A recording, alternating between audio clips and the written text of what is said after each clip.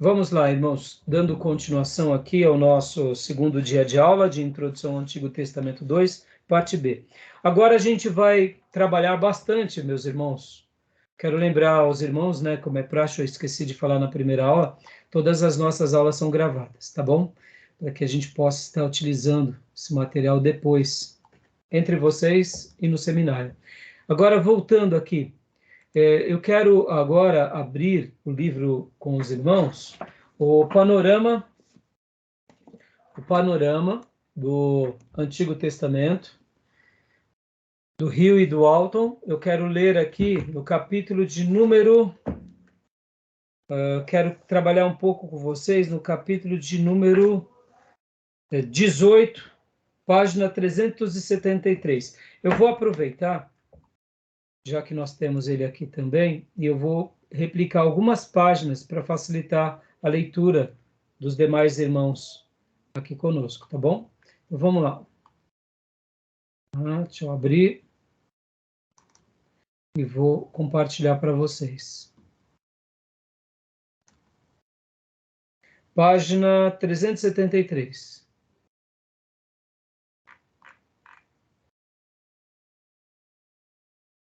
A gente vai trabalhar agora um pouco sobre os livros de Salmos. Eu quero... Pastor, o senhor compartilhou a tela? Não, vou compartilhar agora. Tá.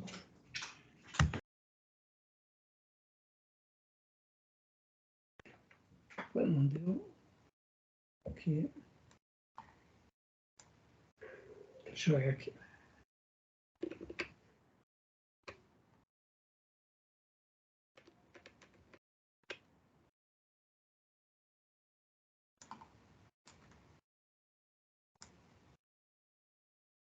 Aqui. Tá dando para ver bem esse tamanho?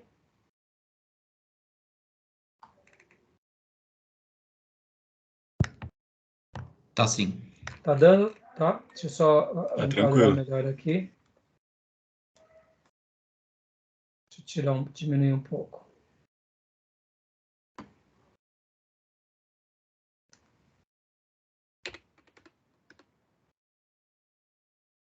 Acho que esse tamanho tá ótimo. Vamos lá, meus irmãos. Não. Aqui. Visualizar. Aqui. Modo de leitura fica melhor. Vamos lá, olha lá. Salmos. Qual a importância dos salmos, né? Segundo nossos irmãos Hill e o Walton. Olha que interessante. Pode ler para nós, Pastor Johnny. Vamos lá. Conceitos básicos. Reconhecimento do reino e da soberania de Deus. Importância do louvor em todas as suas variações. Conduta e destino dos justos e dos ímpios. Papel da natureza e da criação. Consolo e defesa de Deus em tempos de crise. Uma das coisas que a gente tem que lembrar é que o livro dos Salmos, ele destaca essa figura do papel do Criador, o reconhecimento dele e como ele se apresenta ao seu povo. Parece simples, mas eu não sei se vocês já ouviram essa expressão, mas em toda oração nós declaramos de fato aquilo que acreditamos. Se você quer conhecer uma pessoa e quer saber se essa pessoa ela tem um credo, essa expressão, o que é o credo, irmão? O credo é aquilo que cremos, é aquilo que confessamos. Oi, Júnior? Sugestão. Oi, Júnior? Tá falando? Não, peraí. Pensei que você estava falando conosco. Então, o que é o credo, né? Lembra do credo católico? Creio em Deus Pai Todo-Poderoso. Como que surge o credo? O credo, ele surge como uma declaração de fé. Aquilo que cremos. Mas olha que interessante. Esqueçam agora o credo, porque o credo nós estaremos trabalhando em teologia sistemática. Mas olha que interessante. Quer saber do que uma pessoa de fato ela acredita? Perceba como ela ora. A oração de uma pessoa determina a fé dessa pessoa. E as canções que essa pessoa exalta a Deus, elas são repletas também do quê? Desse reconhecimento, da maneira em que ela enxerga Deus, como ela enxerga o Eterno. Então, esses conceitos básicos do livro de Salmo, do reconhecimento do reino e da soberania de Deus, a importância do louvor em todas as suas variações, no sentido assim, quando é que devemos louvar a Deus?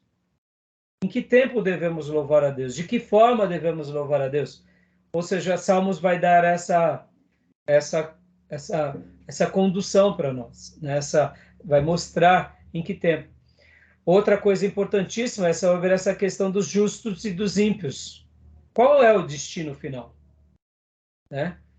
Papel da natureza da criação. Quem é que cria-nos? Quem é que nos consola? Quem é que rege a nossa vida? Né? Então é bem interessante essa ideia, eu gostei bastante, eu queria ler um pouquinho com vocês sobre esse livro, né? Essas partes. Tá dando para ler? Tá dando para ver o tamanho? Davi, ele estabeleceu a adoração contínua, né, quando ele trouxe a arca para o povo de Israel novamente. Adoração em todo o tempo. Essa é uma ideia, na realidade, é claro que o que a gente entende como contínuo, não tinha interrupção, possivelmente não é essa Ele ideia de... organizou, né, os grupos para que houvesse uma adoração praticamente em todo o tempo ali no tabernáculo, né, ainda tabernáculo. Então, agora é claro que a gente entende que isso possivelmente se dava às questões dos cultos, os dias de culto. Não era Sim. que os levitas eles tinham que ficar cantando lá sem parar. Sabe essa ideia? Eu entendo dessa forma, entendeu? Contínuo dessa forma. Por que eu estou falando isso? Olha que interessante, Gil. Possivelmente, os sacerdotes e os levitas, eles não tinham o hábito de louvar e adorar. Não havia uma liturgia. Não havia uma liturgia pré-estabelecida. E com o Davi, a ideia que se dá é que começou a ter uma liturgia, entendeu? Entendi. Essa é a questão. Hoje nós não temos. Hoje, como que resume-se o nosso culto? Como que é o culto cristão? Vamos lá. Começamos com uma oração, depois nós louvamos a liturgia, né? Tem um louvor, E depois? oferta, aí depois louvor de novo, aí palavra, finaliza com louvor. Entendeu? É, O louvor hoje faz parte da nossa liturgia. justamente. Você consegue, por exemplo, a aula do seminário, no máximo que nós fazemos aqui é o quê? Orar. O pastor Johnny canta também, É, hein? hã? O pastor Johnny canta. A gente já cantou uma vez ou outra aqui, mas não é hábito, né? Lá no seminário nós tínhamos o Dr. Paulo, que antes de toda a aula dele, de toda oração, nós cantávamos o Shalom Adonai. Então era notório saber onde o Dr. Paulo estava dando aula, porque onde nós ouvíamos o Shalom Adonai, ele estava lá, dando aula. Ele ia começar uma turma, uma classe, irmãos, vamos começar a nossa aula, vamos cantar o Shalom Adonai, e todos cantavam o Shalom Adonai, e depois íamos para as orações. Então, o Dr. Paulo, até nisso, ele marcou a nossa vida e a nossa geração. A gente vai cantar um pouquinho mais de Shalom Adonai também. Vou começar a trazer em memória isso. Mas olha só que interessante. Possivelmente, lembram daqueles 300 anos em que foi a história dos juízes? Sim.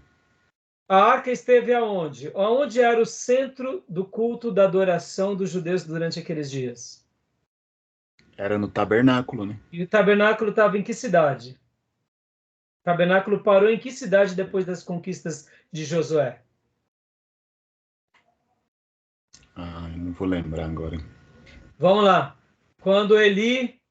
Kiriat Gerazim, não, né? Não. Não. Quando Eli e os filhos dele, quando Ana e Eucana vão adorar a Deus, eles vão adorar aonde? Siló. Siló.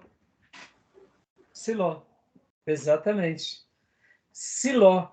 A arca ficou por mais de 300 anos e o tabernáculo em Siló. Siló, para o povo dos juízes para o povo de Deus, durante aqueles 300 e poucos anos, até os dias de Samuel, foi a capital da adoração. Em que cidade era Siló? Vamos lá, aos meus irmãos Gil e Dione. Aonde era Siló na geografia bíblica? Vou deixar essa pro Gil, vai. Vamos, Gil. Obrigado. E aí, lembra ou não? Eu não lembro, meu querido pastor. Não lembra, né? Tudo bem, tá perdoado, porque esses dias eu tive um branco. Falei, meu Deus, onde era Siló? Eu dei um branco, falei, Siló é por aqui, mas eu não estava lembrando. Deixa eu abrir aqui para vocês, olha que legal. Siló. Aqui. Vocês vão ver agora, vou compartilhar. E Samuel não fala, né? Samuel o quê? Não fala Siló, mas não fala onde ela está localizada. Não, então, mas fala na cidade, né? Fala na cidade. Olha que legal. Deixa eu mostrar, deixa eu mudar a tela aqui. Olha aqui. Siló.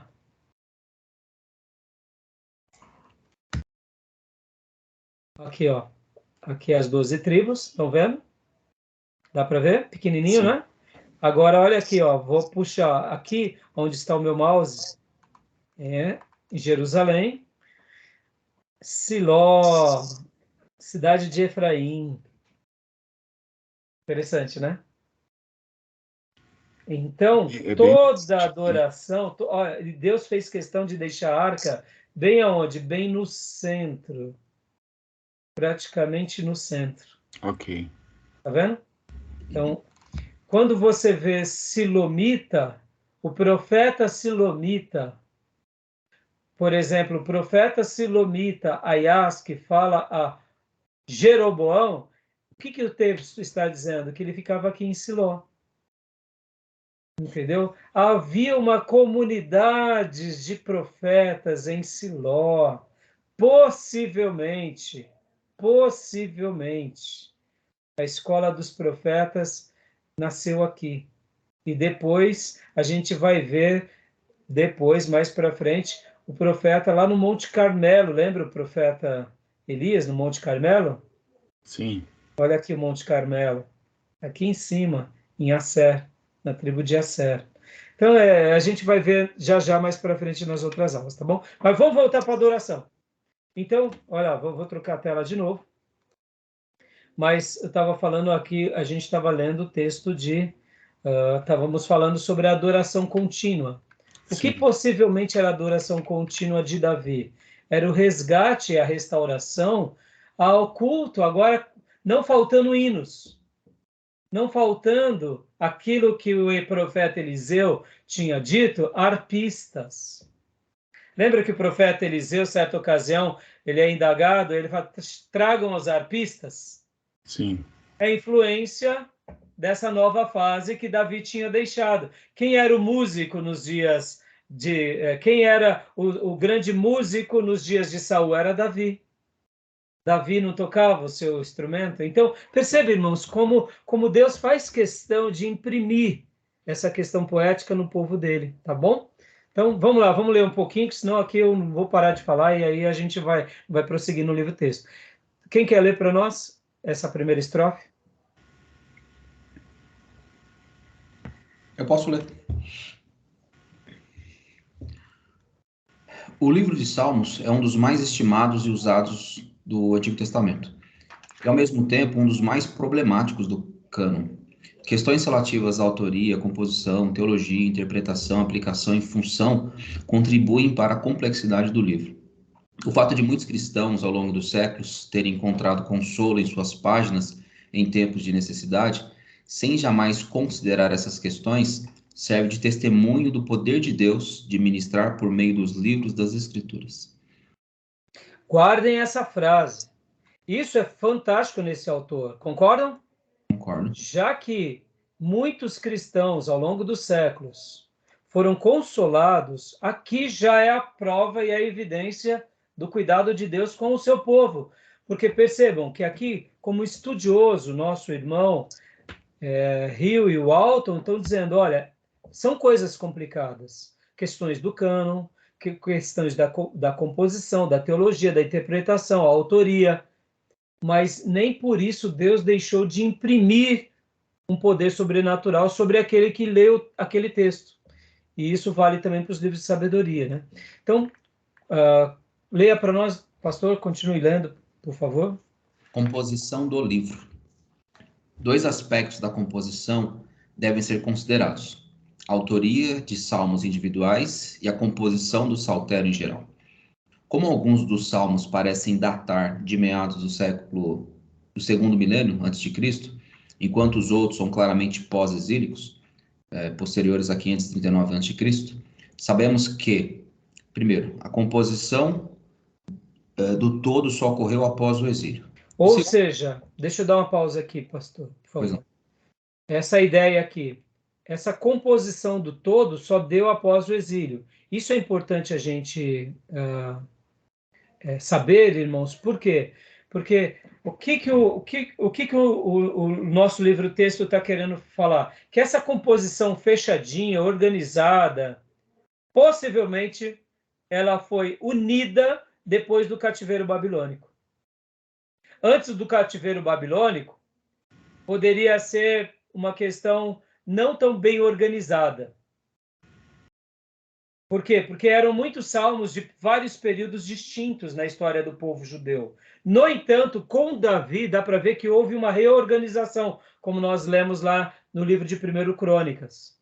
Dá para ver que aquela reestruturação e aquela fase onde Davi reconstrói, sob a supervisão dos sacerdotes, o tabernáculo, e traz de novo a arca para o Santíssimo Lugar, e ali ele restaura o culto, que a partir dali houve uma repaginada, uma reorganizada. Com Davi, eu faço essa leitura, mas que, de fato, os detalhes mais, eu diria, mais complexos, possivelmente houve essa repaginada total depois do exílio. Tá bom? Deu para compreender? Ficou claro? Ficou claro até aí ou não? Ficou sim. Alguma dúvida? Eu não estou conseguindo ver o rosto de vocês, e nem... Então, se vocês puderem sempre falar, porque quando eu compartilho a tela aqui, não sei por que razão, irmãos, eu não consigo compartilhar e ver vocês, sabe? Então, pode continuar lendo, pastor, por gentileza. Perfeito. E segundo, o organizador, pessoa ou pessoas responsáveis por coletar e ordenar os salmos, deve ser diferenciado do autor, compositor dos salmos individuais. Usaremos os termos autor e organizador para distinguir essas funções. Então, perceba, né? Aqui a gente vai ver a maneira em que foi organizado. Irmãos, quando nós falamos agora e estamos tratando dessa questão da estrutura, eu não quero que você perca o brilho da espiritualidade, tá? Pense você nos dias de Davi, ele lendo o Salmo 90, que era um salmo de Salomão. Ele cantando junto com a comunidade dele. Não perdia a espiritualidade. A nossa estrutura, essa organização que foi criada, ela de fato, como eu posso dizer para vocês, ela foi uma estrutura que ao longo dos séculos se estruturaram com começo, com meio e com fim. Mas, por exemplo, por que o Salmo 1 está ali no lugar do Salmo 1 e ele não está no lugar do 150 e o 150 não está no lugar do Salmo 1? Já pararam para pensar? Entendeu? Há uma inteligência de ter colocado daquela forma. O que eu quero que vocês olhem nessa hora, quando a gente faz essa avaliação técnica, são livros, são poesias inspiradas por Deus, são salmos lindíssimos que servem para nós e que tem um valor espiritual tremendo, tem uma poesia magnífica. Agora, essa questão da organização também tem um lado bonito como estrutura. Podem ver que hoje, quando nós pegamos os 150 salmos, ao falarmos assim, parece pouco, mas pensem, irmão, são 150 hinos. É bastante canção. É bastante poesia. Para a gente estudar elas aqui hoje, por exemplo, nessa aula, não dá tempo. Então, por isso que a nossa matéria é só introdução. Então, a gente vai estar trabalhando um pouco nisso, então foi dividido dessas duas formas, tá bom? Tudo bem até aí, meus irmãos? Está dando para entender? tá? A professora Márcia, na aula dela, ela é uma linguista brilhante. Então, irmãos, a maneira em que ela trabalha o livro dos Salmos é com muito mais detalhes, é com muito mais profundidade, até porque nessas horas, como eu falei no módulo passado, os linguistas, eles vão ter, eu diria, uma performance muito mais linda, porque, além de tudo, eles são o quê? A matéria-prima de um linguista é o quê? A gramática, é a poesia. Nessas horas, o linguista nada de braçada, ainda mais o linguista que conhece as línguas originais, tá bom? Então, como é uma matéria de introdução aqui, eu também não sou prolixo nessa matéria, eu tenho que estudar bastante para passar para vocês, então eu vou tentar passar o que eu posso, né? E se eu tiver alguma dúvida, se tivermos dúvidas e eu não souber esclarecer, eu vou fazer questão de pesquisar para passar para vocês, tá bom? Mas os linguistas, como eu citei nas aulas passadas, pastor José Ribeiro, professora Márcia, eles são uma aula nessa questão da, da explicação dos salmos, tá? Vamos lá, continuando aqui, composição do livro, lemos agora, vamos lá, autoria. Júnior, leia para nós a autoria, por gentileza. Autoria. A principal fonte de informação para a autoria do salmo vem dos títulos. Dos 150 salmos, apenas 34 não têm título. Dos 116 títulos, 100 indicam o autor, e frequentemente outras informações como estilo musical ou instruções para execução. E destes 173 são atribuídos a Davi. Outros autores identificados são Moisés, o Salmo 90, né? Salomão, 72, 127, Asaf, 50, 73, 83, a 83, né? Isso. Remã, 88, Etan, 89, e o grupo chamado Filho de Coré, ou Coraitas, 42, 44 a 49, 84, 85 e 86, 87. Questiona se as pessoas mencionadas nos títulos foram designadas autoras ou receptoras. Por exemplo, o Salmo 72 parece ser uma bênção para Salomão, feita por Davi, e não um salmo escrito por Salomão. Então, alguns comentários e algumas dúvidas sobre como foi dado aqui o exemplo do Salmo 72. No entanto, olha que riqueza, irmãos, olha que riqueza, né? A gente pode afirmar que desses 100 salmos, 73 são considerados para Davi, e os demais salmos temos como mencionar os seus autores. Isso é muito interessante, a não ser essa dúvida, por exemplo, do Salmo 72, mas o título e o cabeçalho dos Salmos, guardem isso, olha que fantástico, irmãos. Peguem na Bíblia de vocês agora. Isso é fantástico. Os Salmos, o cabeçalho dos Salmos, ele foi inspirado também por Deus. Em outras palavras, vamos abrir o Salmo de número 3, irmãos. Olha que fantástico. Salmo de número 3. Peguem o cabeçalho do Salmo de número 3.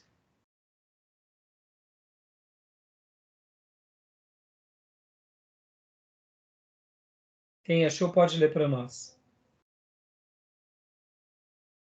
Salmo de Davi, quando fugia de Absalão, seu filho. Ou seja, olha que riqueza teológica. Aqui, esse escrito, por exemplo, uma das coisas que nos fazem com que a gente fique confuso é porque em muitos livros bíblicos nós temos essas divisões. Geralmente essas divisões ou esses títulos, eles são criados pela tradução. Por exemplo, quando nós pegamos lá Mateus 5, as bem-aventuranças, esse título, as bem-aventuranças, quem colocou aqui na Bíblia foram os tradutores. Porque lá no texto de Mateus 5 não tem escrito as bem-aventuranças e começa as bem-aventuranças. Simplesmente no texto sagrado vai direto para a primeira bem-aventurança e assim continuam as demais, entenderam? As divisões, elas foram organizadas para nos facilitar. Quando a gente vai para os Salmos, há uma peculiaridade nas escrituras. Porque os títulos, ou seja, os cabeçalhos, são sagrados. Entendeu, Original, irmãos? né? Está no texto original. Exato. Não teve interferência do. O próprio autor, Deus fez questão que ele colocasse aqui que ele era o autor. Por exemplo, Salmo de 90, Salmo de Moisés. Vamos lá, no Salmo de 90, Salmo de Moisés.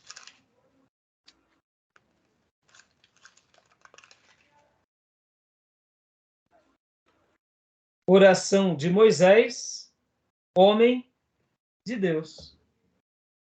Se foi ele que colocou o cabeçalho ou não, a gente pode dizer, se não foi ele, foi Arão. Se não foi Arão, foi Josué, por exemplo, né? Mas uma coisa é certa, quando Deus permitiu com que essa poesia tivesse um autor. É com isso que a gente vê o seguinte, irmãos, indiferente da discussão se existiam muitos salmos, mas percebam que Deus foi cuidadoso ao dar uma poesia a um servo, deixou também ali os autores dessas poesias. As coisas não ficaram largadas, as coisas não ficaram soltas. Isso Deus fez questão, mesmo eles não tendo talvez uma liturgia, ali nos dias de Eli, por exemplo, e seus filhos, mas eles já tinham alguns salmos com eles. Não tinha ainda os salmos de Davi, Salomão, mas já tinha os salmos de Moisés, por exemplo. Agora, outra dúvida que fica também, irmãos, sabe Coré aqui? Os filhos de Coré? Será que é os mesmos filhos de Coré citados lá no Pentateuco? E aí, o que vocês acham?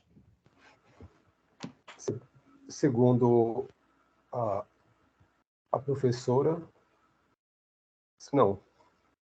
Acha que não, né? Acho que não. Eu também deduzo que não, tá bom, meus irmãos? Eu deduzo que não, mas são deduções, né? São deduções. Poderia ser? Poderia ser. Não dá para a gente afirmar e nem descartar, tá bom? Tudo bem até aí? Ficou claro essa questão?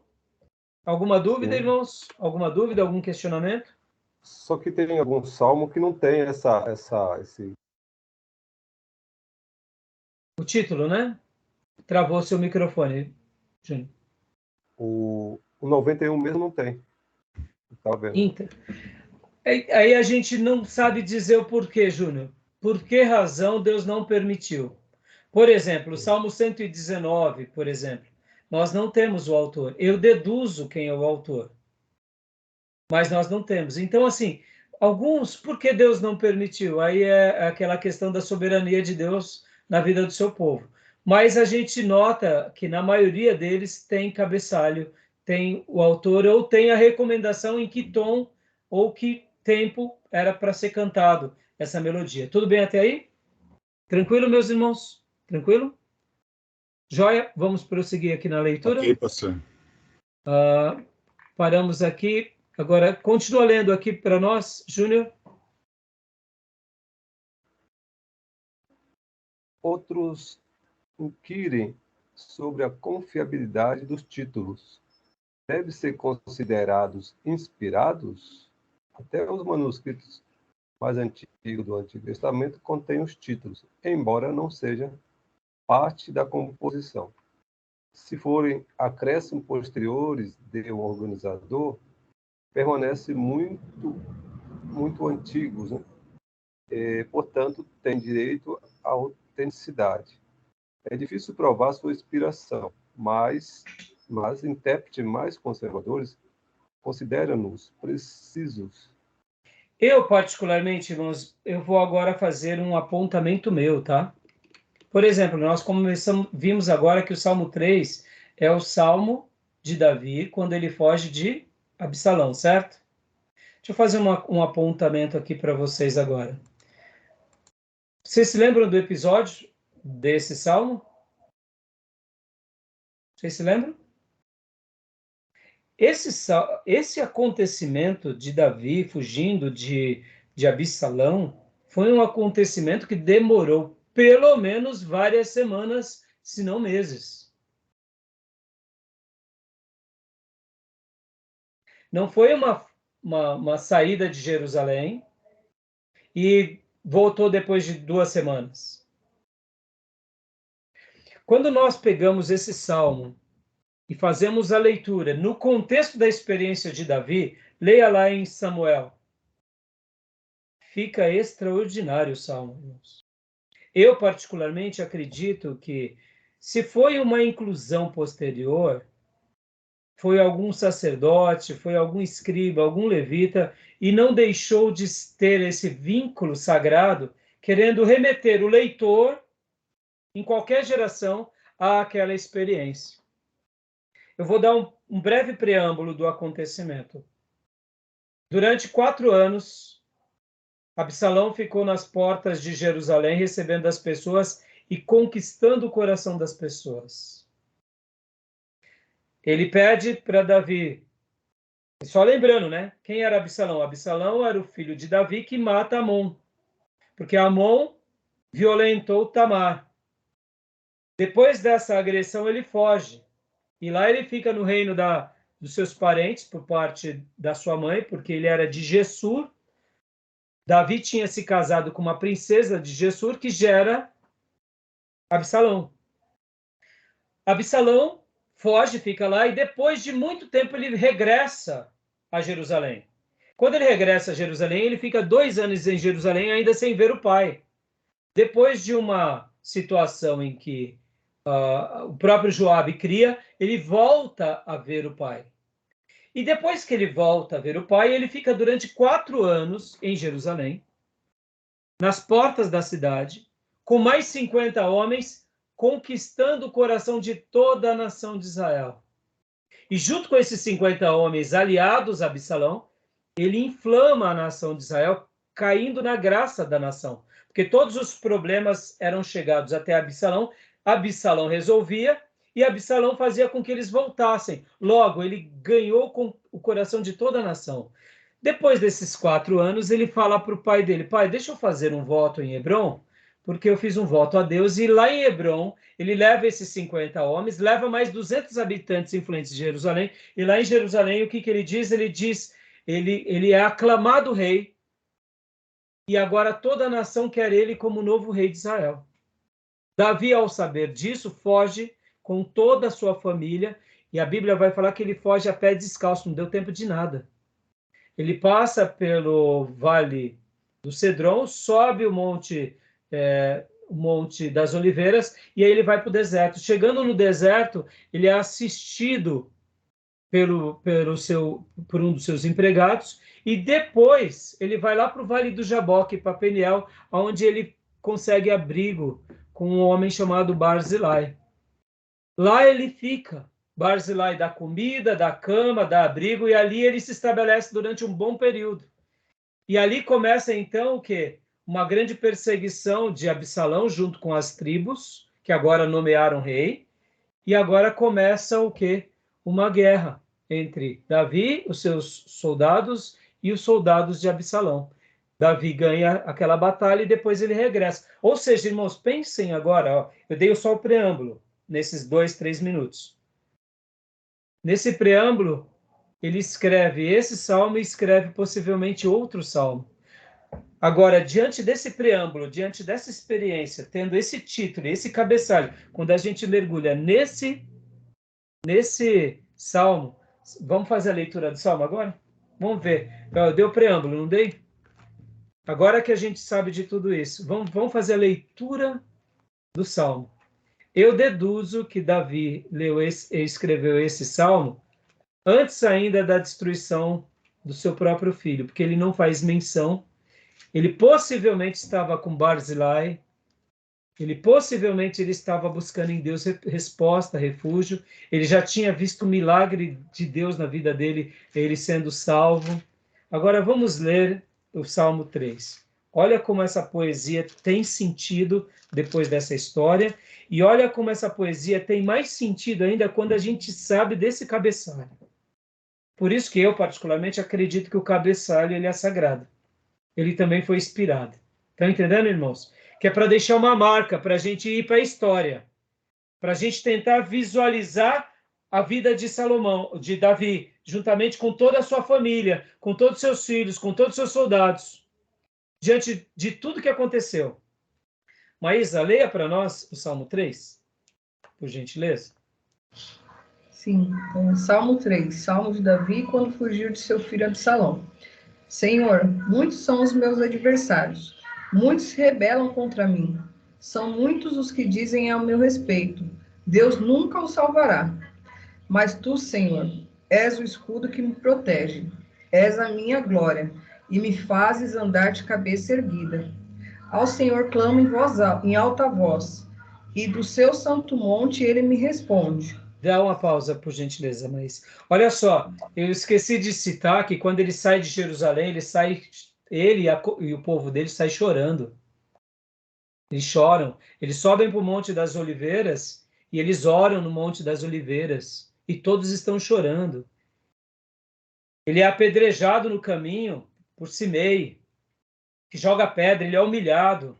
Os soldados dele, a comitiva real. Ou seja, irmãos, olha as cenas. Estão entendendo? Quando a gente lê a história, e a gente vê agora, e ele está compondo esse salmo aqui, a impressão que dá é que ele está no presente, mostrando o seguinte, olha, eu estou aqui seguro, Deus vai me socorrer, mas as provações que vieram sobre mim foram imensas, né? Então, agora leia o versículo 5. Diante. Eu me deito e durmo, e torno a acordar, porque é o Senhor que me sustém.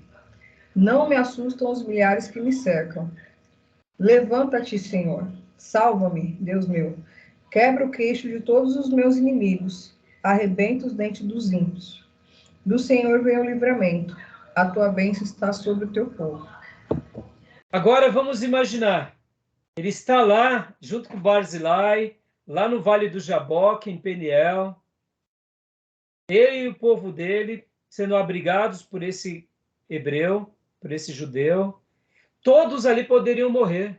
Dá para ver que o salmo, a maneira que ele compõe, é naquele presente. Não foi depois da vitória. Pode ver que ele fala, eu deito e durmo. Olha a confiança dele. Ele sabia que toda a nação já estava ali voltada para Absalão. Absalão já tinha sido nomeado rei, mas ele sabia de uma coisa, Deus ia cuidar dele de uma forma ou de outra, ou vivo ou morto. E ele compõe esse salmo. Esse homem era um homem de fé, era um homem de adoração, é um homem que tem a nos ensinar ou não? Pelo amor de Deus. Pelo amor de Deus. Diante disso, a gente fica corado de vergonha, porque muitas vezes a gente tem tanta lutinha tão pequena, e olha Davi aqui, conseguindo deitar, dormir, lutar, esperar em Deus, e ainda fazer uma poesia, e cantar. E não saber do futuro que aguardava. Possivelmente ele imaginava, talvez eu vou morrer, mas se eu morrer, eu morro do lado de Deus. Fantástico, não, irmãos? Deu para entender agora por que eu estou fazendo esse destaque todo? Por causa dos títulos. Os títulos. Os títulos. Como eles se tornam importantes. Esse salmo seria maravilhoso por si só. Seja de quem for. Mas quando a gente consegue colocar esse salmo, com o autor que teve aquela experiência, que passou por aquela situação, ele muda ou não muda de contexto? Totalmente. E é por isso que eu acredito que nessa poesia a gente só ganha com ela. Tá bom, meus irmãos? Vamos lá, vamos continuar aqui. Irmãos, eu vou parar agora essa gravação e a gente vai para o último bloco, tá bom? Tem alguma pergunta? Alguma pergunta até aí ou não?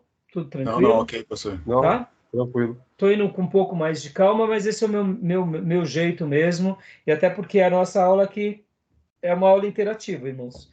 E eu faço questão de ir nesse ritmo, tá? É o meu ritmo. Vamos lá, então. Vou parar essa gravação, tá bom? E vamos abrir a última gravação.